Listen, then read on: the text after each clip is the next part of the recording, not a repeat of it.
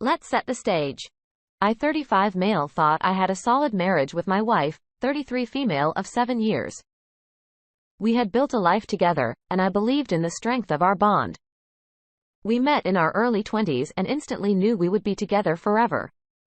We are both very career-driven people and have always discussed having children. Because of the financial commitment involved, we wanted to wait until we were on solid ground before trying.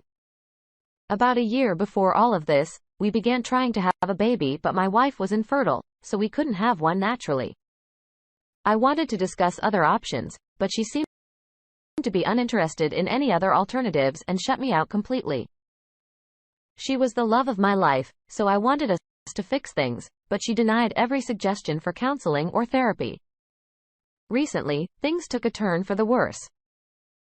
My wife started exhibiting suspicious behavior, being secretive with her phone, working late more often, and growing more emotionally distant. I had a gut feeling something was going on, but I didn't want to believe it. A close friend told me it might be nice to surprise her one day because she was working late, and I thought about bringing dinner to cheer her up. I thought it was a great idea, so I stopped by her favorite restaurant and then made my way over. What I thought would be a romantic gesture ended with discovering her in a compromising situation with none other than her boss. It was a shocking sight that left me heartbroken and angry. They were too busy with each other in her office to even notice me. I knew right away that was the end of our relationship. I dropped the food in the trash can and stormed out of her office. On the drive back home, I thought about what I was going to do. I thought about confronting her and demanding me divorce, but I knew that if I did, she would try and get spousal support for me. I knew that I needed to catch her in the act with evidence. Over the next few days, I crafted a plan to expose their affair. I was angry with her, so I wanted to ensure they faced the consequences of their actions, and I wanted our families to know the truth. First, I enlisted the help of a close friend who happened to be a talented videographer. We set up hidden cameras in my house to capture evidence of the affair.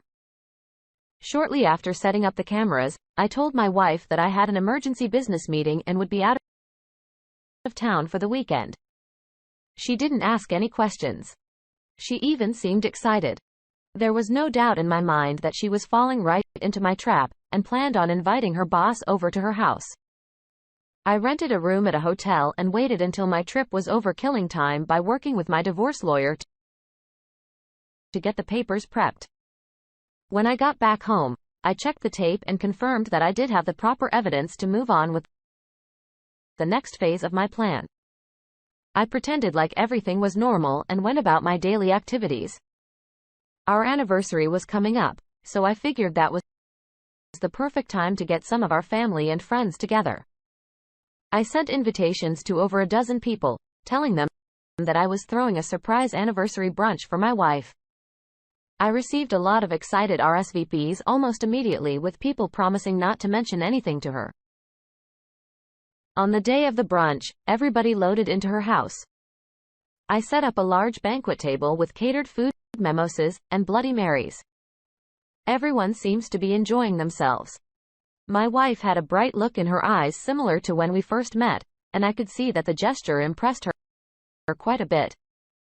That made the second half of the brunch even more rewarding to me. With the help of my friend, we put together a video to show the party. The first half of the video was a collage of our marriage, wedding photos, videos of the two of us being stupid and in love, you name it. If the second half didn't feature my wife in bed with her boss, it would have been really sweet. When everyone realized what was happening, shock and disbelief filled the room. Some family members were stunned into silence, while others erupted in anger. It was an explosive moment, to say at least. While the chaos erupted around me, I couldn't help but look at my wife's face and savor the humiliation. It seemed cruel. And even then, I felt a little guilty, but I wanted her to feel the way I did when I found her sleeping with her boss. My wife stormed out, telling me that she never wanted to see me again.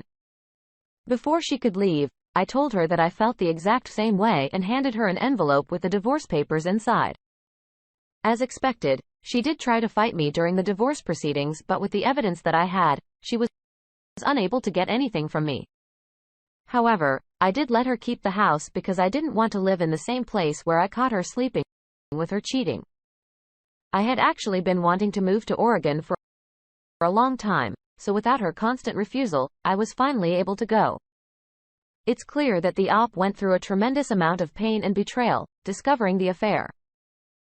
To the op, I want to offer my sincerest apologies for the pain you've endured. Discovering infidelity is devastating, and it's completely understandable to want to get some kind of justice afterward. It's clear that op was trying to save what they had remaining of their marriage, and it's a shame that she wouldn't communicate her feelings with you before the affair. It almost makes me wonder if she planned on using the inability to conceive as a reason to end things but was too nervous to say anything. Anyways, thank you for sharing with us. Now let's move on to our next story for the day. I, 32 male. Recently discovered that my wife, 30 female, was cheating on me with my uncle, 45 male. My wife and I have been married for 5 years. She had never been close with her family. So when she met mine, she fell in love. We've always been extremely close-knit, and we all care deeply for one another. Every year, my family has a small vacation together. It's really just a big family reunion since we all live in different states, and normally only see each other on major holidays. My grandfather's lake house was where we usually met every year. It was huge. All of the adults had their own rooms while the kids shared rooms. There was a pool, fishing dock, boat, etc., and it was right on the water. My wife accompanied me on her first vacation in the summer of 2019. Of course, since the pandemic, we haven't been able to meet up as we normally would. My wife got pregnant in February of 2021, so we were extra careful to minimize exposure with a new baby on the way. She and I were extremely isolated together during that time. We both worked from home at the time in a tiny apartment. We are both very independent people, so we value our alone time to pursue our own interests. Codependency was never something either of us wanted in our relationship. However, since we were together so much there was a strain on our relationship, we still loved each other deeply, and I never doubted her feelings. But we could both tell that we needed a little bit of space for each other, even if that was just the 8 hours a day we spent apart while we were at work. Shortly before the baby was born, we closed on a house and moved everything over to prepare for the baby's arrival. Once the baby arrived, we were more in love with each other than we ever had been. All of the issues we had, while we were in lockdown together, seemed to disappear, and we fell back into our usual patterns. It probably helped that the house was large enough for us to not be on top of each other all the time. This year, 2023, was the first year since the beginning of the pandemic that my family has felt comfortable enough to get together again. My wife and I were very excited to meet up with everybody again and introduce all of my relatives to her baby. At first, everything was wonderful. We had a nice barbecue with all of my family the day we arrived, the kids played in the water, and some of the adults took the boat out to soak in the sun. My wife was spending a lot of time with my uncle and his ex-wife. Their relationship is a long story, but in short, they were divorced, but still friendly and had a lot of love for one another, and they wanted to make sure their children had a loving family. It was kind of complicated, though. Anyway, I didn't think much about my wife spending time with them because she's always been a very friendly and outgoing person. So it was my uncle. Both of them were the life of any party they would go to. It seemed natural that both outrageous personalities would gravitate toward one another. I must have had my blinders on for the first couple of days of the vacation. Because on third day, when we were all sitting around the dinner table eating, I noticed my wife shuffling around in her seat a lot. She was sitting next to me, and my uncle was across from her. I tried to be subtle about figuring out what was going on, but I was able to catch a glance under the table to see her sliding her foot up his thigh. Instantly, I felt like I was going to be sick. I couldn't believe what I was seeing, and I didn't want to. I had to get away, so I faked feeling sick, and went up to our room to lie down.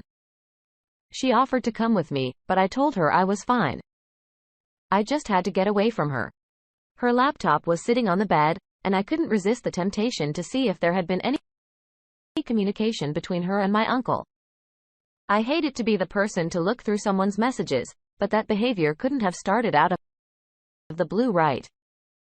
I knew her password, so I logged into her Facebook account and searched through her messages. Lo and behold, I found her chats with my uncle. It all started when he posted a picture of himself at the beach on his timeline. She messaged him first, hinting at how good he looked. From there, the messages took a turn. They were extremely flirty, sexting, and they even exchanged some pictures with each other. It had been going on virtually for over a year. It didn't seem like they had any feelings for one another. It was purely lust. When I saw their most recent messages, my heart sank. She told him that they would finally have a chance to be with each other at the reunion. And that was what she was looking forward to most. Apparently, they snuck off to the boathouse together the night before and have sex. And they planned on doing it again that night. I was in so much pain that I didn't think there was any way for me to stay there. I thought about leaving and going home to pack my things, but I came up with a better idea. I wanted my family to know what they had done. I acted normal for the rest of the night, pretending to have a headache and staying behind in my room. After my wife thought that I was asleep, I joined some of my cousins on the porch later that night. I suggested that we should take the boat out and have a couple of beers on the water. At that time, I knew that my wife and uncle were planning on meeting each other there, and my cousins were always down for something spontaneous like that. We all walked over to the boathouse together, which was a short walk away from the main house. It was the only place on the property where somebody could go to have an illicit affair like they were without the risk of getting caught. When we got there, I opened the door to expose both of them to my cousins. The lights were already on, so they saw everything that was happening on top of the boat. I stormed off pretending like I wasn't expecting to see what I did. My wife chased after me, and I told her that we were done, that there was no excuse for her behavior, and that I was going to file for divorce in the morning. She begged me not to do that, but I didn't listen. My cousins got into a blowout argument with my uncle for betraying his family the way he did. It was so loud that everyone else in the house woke up and got involved.